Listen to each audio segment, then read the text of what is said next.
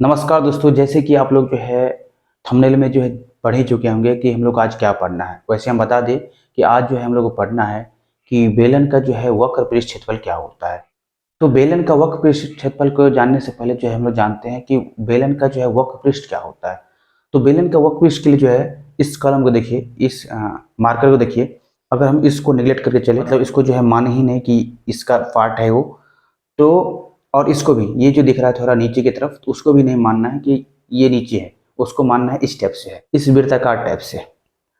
तो ये जो है एक बेलन का शेप का है, और इस बेलन का जो है ये आधार है और ये भी जो है आधार है। इसका मतलब ये हुआ कि ये जो है वृत्त के आकार का है। अब देखिए बेलन का जो वक्र पृष्ठ होता है वो जो है ये वाला पार्ट होता है, ये वाला पार्ट। और इस बेलन में से जो है अगर हम इसको हटा दें, इस आधार को हटा दें और इस आधार को हटा दें, तब जो है बेलन का जो है ये वक्र पृष्ठ रह जाता है। तो जब भी हमें बेलन का वक्र पृष्ठ क्षेत्रफल निकालना होगा तो इसके लिए क्या करेंगे, तो बेलन का जो है यही वाला भाग लेंगे, ये वाला भाग और ये वाला भाग नहीं लेंगे। वो जो है तब लेंगे जब हम लोग बेलन का संपूर्ण पृष्ठ क्षेत्रफल निकालेंगे तब। तो चलिए जानते हैं बेलन के वक्र पृष्ठ क्षेत्रफल के बारे में। तो देखिए बेलन का वक्र पृष्ठ क्षेत्रफल क्या होता है, तो 2πr/h होता है, 2πr/h। अब देखिए ये 2πr/h आया कहाँ से, तो ये 2πr/h जो है इस तरह से आता है, जैसे कि मान लीजिए कोई रिंग है और इस रिंग के ऊपर रिंग रखते जाते हैं कितना हाइट तक, तो h हाइट तक। और जैसे कि हम जानते हैं कि रिंग का जो परिधि होता है वो 2πr होता है, और जैसे कि इसका जो हाइट है, इस रिंग के ऊपर जो रिंग है वो कितना दूर तक है, तो वो जो है h हाइट तक है। तो जब हम लोग इस 2πr में s से गुना कर देते हैं तब जो है बेलन का जो है वक्र पृष्ठ क्षेत्रफल आ जाता है। मतलब बेलन का जो वक्र पृष्ठ है वो जो है इस तरह से बना है कि रिंग के ऊपर रिंग, रिंग के ऊपर रिंग, रिंग के ऊपर रिंग, उस तरह से जो है h हाइट तक जो है रिंग रखा हुआ है।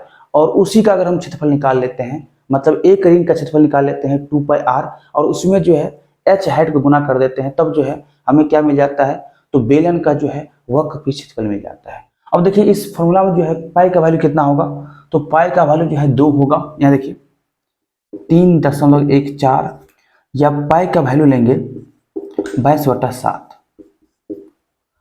अगर एग्जाम में जो है बोला जाए तभी जो है इसका यूज करना है, अन्यथा हमेशा आप इसी का यूज करिएगा। अब देखिए ये आर क्या है, तो ये आर जो है आधार की त्रिज्या है, बेलन के आधार की त्रिज्या, बेलन के आधार की त्रिज्या। इसी तरह से जो है ये h क्या है, तो ये h जो है बेलन की ऊंचाई है, बेलन की ऊंचाई या लंबाई है।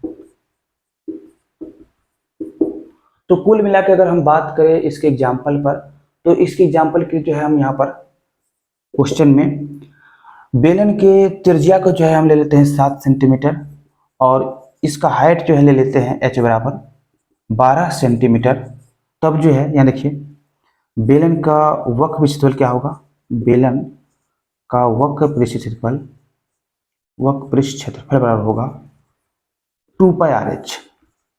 2πr/h यहाँ देखिए 2 गुने क्या होगा, पाई का मान कितना, तो 22/7, और r का मान कितना होगा, तो 7 सेंटीमीटर लिए हैं यहाँ पर, और हाइट जो है लिए हैं 12 सेंटीमीटर।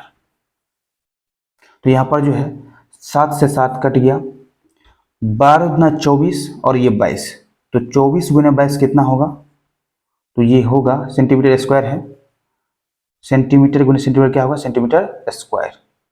तो 24 गुना 22 होता है 528, तो 528 सेंटीमीटर स्क्वायर जो है क्या आ गया, तो बेलन के वक्र पृष्ठ क्षेत्रफल।